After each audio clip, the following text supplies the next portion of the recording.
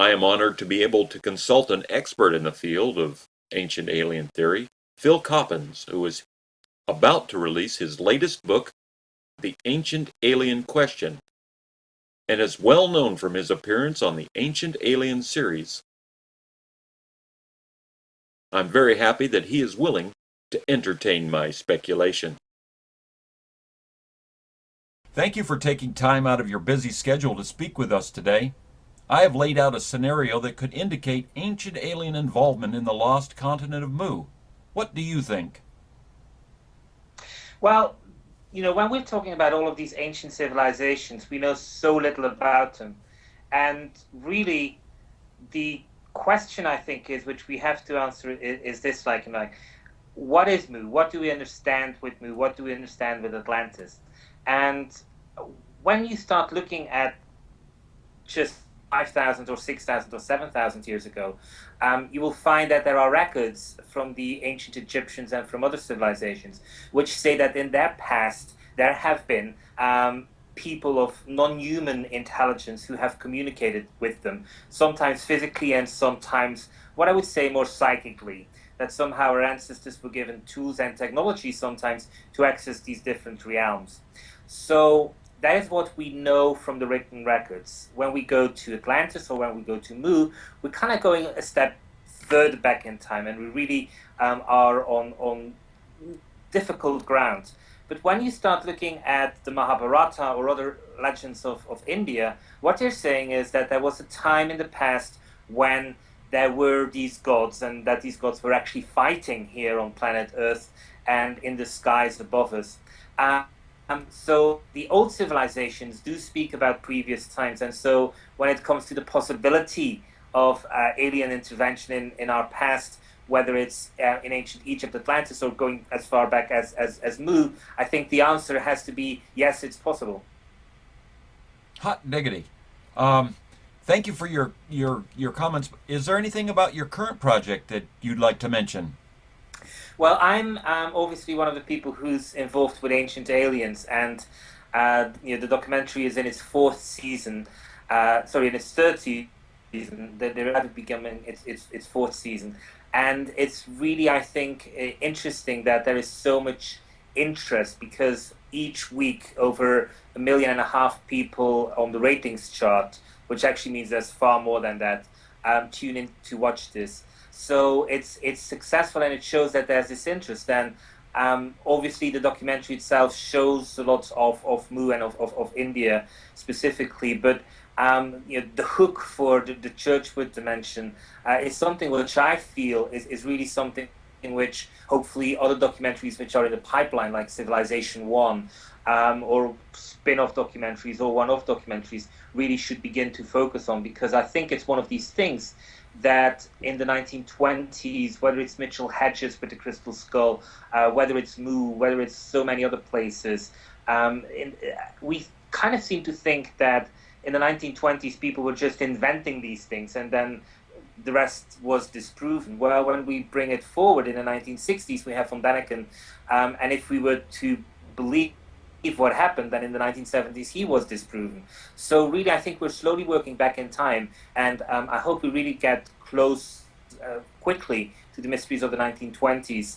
And that is definitely something which I'm trying to always do. I try to highlight certain specifics, and then hope that magazines or future documentary people stumble upon the article and will take it from there. And the projects I'm doing right now specifically are very much to do with that ancient alien line of reasoning, trying to make it concise but also clear to the general audience. So on November 15th, I've got a book coming out called The Ancient Alien Question, which is really written for the mass market. It's a book which basically says, how should we treat this ancient alien phenomenon? What is there, what isn't there, what, kind of going beyond this television series, and kind of putting some meat to the bone of some of the theories, but also looking at it, I think, in an innovative way, because there's so much to do with ancient alien material. One of the things I already keep saying is that it's astonishing that since 1982, scientists at NASA and so many other places have identified that lying as such, the building blocks of life, are non-terrestrial in origin. And they have found that since 1982, peer-reviewed scientific journals have really closed their doors or their pages to this kind of articles being written by top scientists in their field. As a result of which, very few people really are aware of what's happening there. So I'm sketching the larger picture. And even though it's not specific to do with Moo or with Churchward, I think the parallels are there.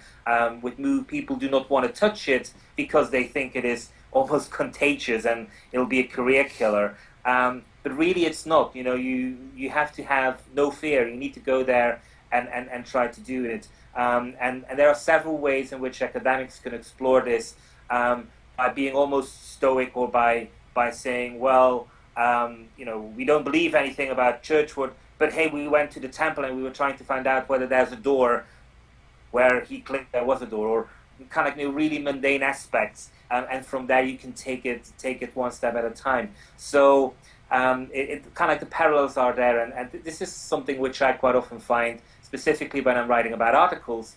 It's the fact that I've written an article on, say, the underground of the Giza Plateau, and the next article is going to be about some scientific archaeological problem in France. And I quite often think like, hey, I can just do a search and replace, substitute Egypt with France, substitute this guy with this guy, and time again you find how science really is unwilling to look into anything which is too controversial.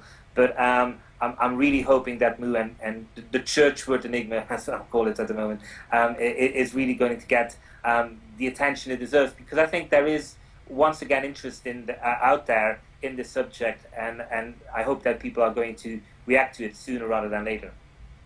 Well, thank you very much for your insights, and thank you. Thank you.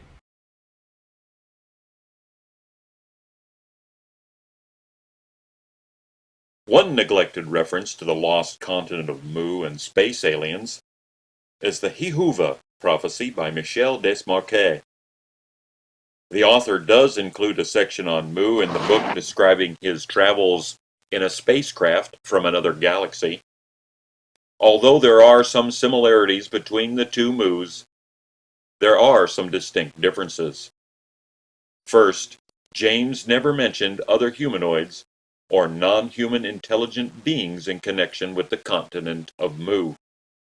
Second, James never mentioned spacecraft or spaceports in his description of Mu or its people.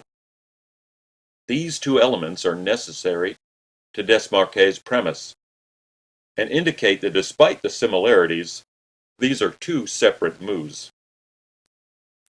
I guess that I can never really say that I have pronounced the last word on space aliens and James Churchward, but I'll be sure to pass along any new developments as they happen. Thanks for listening, and have a great day.